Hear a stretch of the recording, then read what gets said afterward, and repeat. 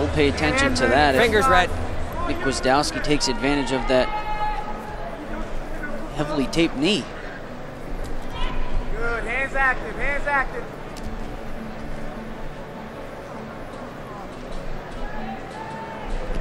Blue contact, blue action. Contact blue. GWIAZDOWSKI looking for a little redemption in this World Cup in 2018. He absorbed a couple of losses last year, and he talked about the adjustments and what he learned from that World Cup experience in Iran and going into each match with a purpose. Action blue. Instead of just going through the motions, it didn't mean he wasn't trying or wasn't putting full effort into it. It just kind of went through the motion, didn't have a specific line of attack. And this year coming in, he says he has a strategy. He's looking for a specific shot. He's going to utilize that. Contact blue. And he showed at the 2017 World Championships that he's one of the best heavyweights, one of the best big guys in the world. You think about the two guys in Taha Ogul and Geno Petriashvili that he finished behind at those World Championships. He showed that he can compete with them, and it was just confidence. Activity time, when he was wrestling in the semifinals, I believe it was the semifinals, he said he didn't have the confidence. And it's not that he can't compete with them, it's just that he has to believe that he can. Blue zone! Training at North Carolina State, just continuing to improve along with that program. The job that Pat Papalizio has done in Raleigh is impressive for the Wolfpack of North Carolina State, coming off a terrific showing in Cleveland at the NCAAs. GWIAZDOWSKI got the push out, so that wiped out the shot clock, so a 1-0 lead for Nick GWIAZDOWSKI, Team USA. In on that single leg, and he'll finish it up. Take down GWIAZDOWSKI, 3-zip.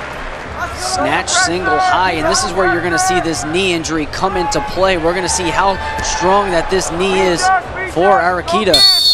Center, please. GWIAZDOWSKI did the roll, but the leg did not stay in there as ARAKIDA stayed put. Set. The ghost roll. Wiz with a 3-0 lead, both wrestlers back on their feet. And at 47 to go, first period.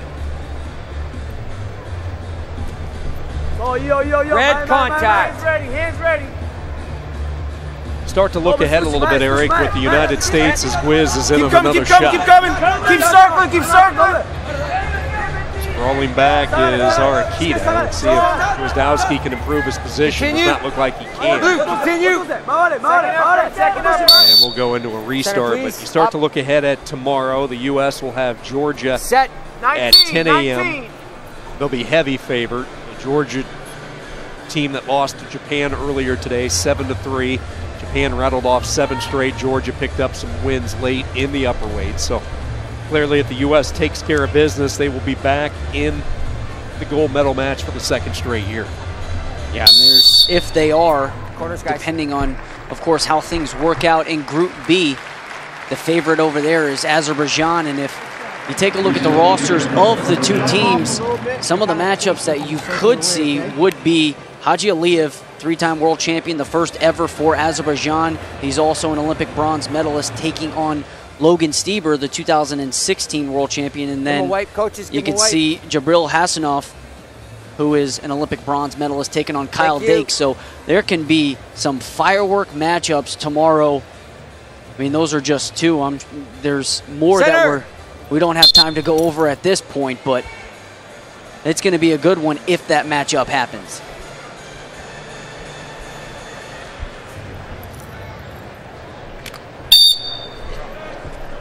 Nick GWIAZDOWSKI ready to go. Period number 2. 2-time NCAA champion at North Carolina State. He was denied a 3rd championship by his now current USA teammate, Kyle Snyder. Snyder beat him in GWIAZDOWSKI's senior year. Center. Get in that center. Started his career at Binghamton, followed his coach Papalizio to Raleigh to wrestle for the Wolfpack. 5-0 lead in ARAKIDA of Japan.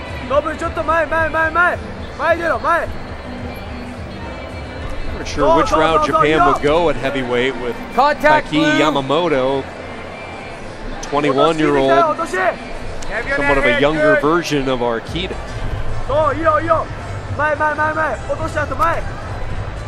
Arakida hasn't really done too much. Continues to circle left, but offensively hasn't really put anything together here in this bout, and he's trailing 5-0, and he's going to have to put on his running shoes and start to look for some sort of offense, because at this point, this is all Nick GWIAZDOWSKI. Nice job, nice job. Get back to it, Nick. Grab that ankle. Stay with it, yes. Don't let him off. Blue zone. Don't let him off. Bye. Arakida reminded to stay in that zone, that attack zone area. Backing up a little bit too much. Back in there. Going with that over on the right side and out of bounds, and a point for GWIAZDOWSKI. He goes up 6-0. You gotta wrestle, okay? 130. 130.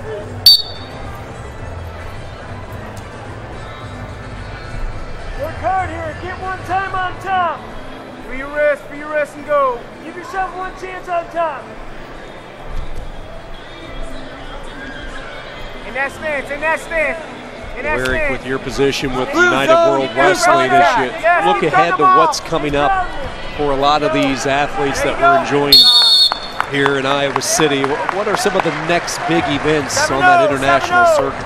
So we will have on United World Wrestling, it will be the European Championships are coming up next, and that is going to be late April, and that's in Dagestan, Russia.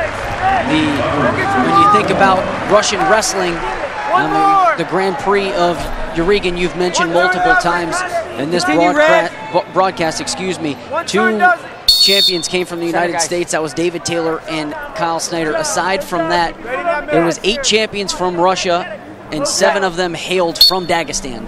So we are heading at the end of April to the European Championships in what is arguably the best region in the world in wrestling. So that's coming up. And if you want to check out more events aside from that, go to UnitedWorldWrestling.org and click on the events tab.